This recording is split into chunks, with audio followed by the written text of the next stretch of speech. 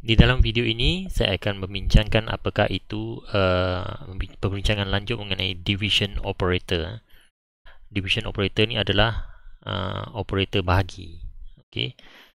So dalam operator bahagi ini kadang-kadang kita kena perlu berhati-hati cara penggunaannya. Sebabnya kalau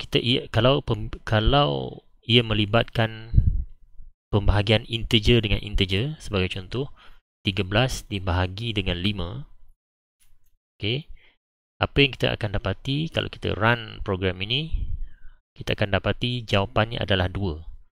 Kalau kita kira, sebenarnya jawapannya adalah 13 bahagi 5. Sebenarnya jawapannya adalah 2.6. Dan kalau kita perhatikan sini, perpuluhan 6 ini adalah dibuang. Okey. Panggil truncated.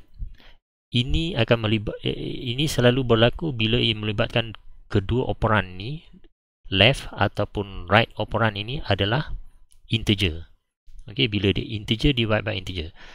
Ataupun kita boleh bagi contoh, ini menggunakan integer literal. Kita letak terus integer ni di dalam pembahagian ini. Kita boleh juga menggunakan variable, contohnya A sama dengan 13 dan B sama dengan 5.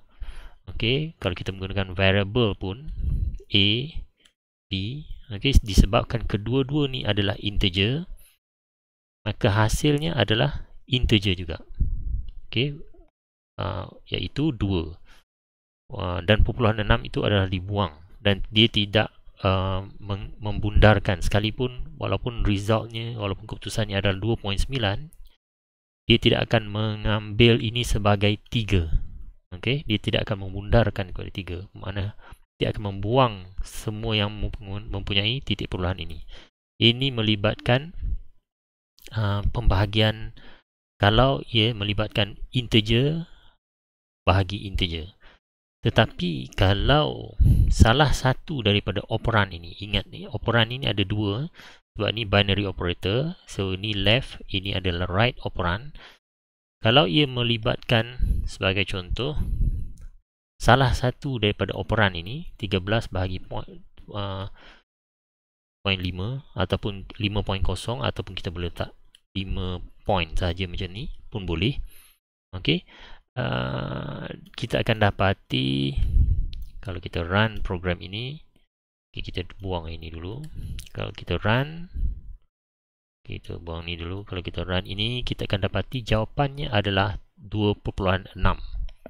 Okey, bermakna kalau kita ingat pelajaran promotion dan demotion, okey, sebab ia melibatkan integer dan double, bermakna ini akan secara ni akan dipromote kepada double. Mana dua-dua ni akan jadi double dan double dibahagi dengan double akan menghasilkan jawapan double.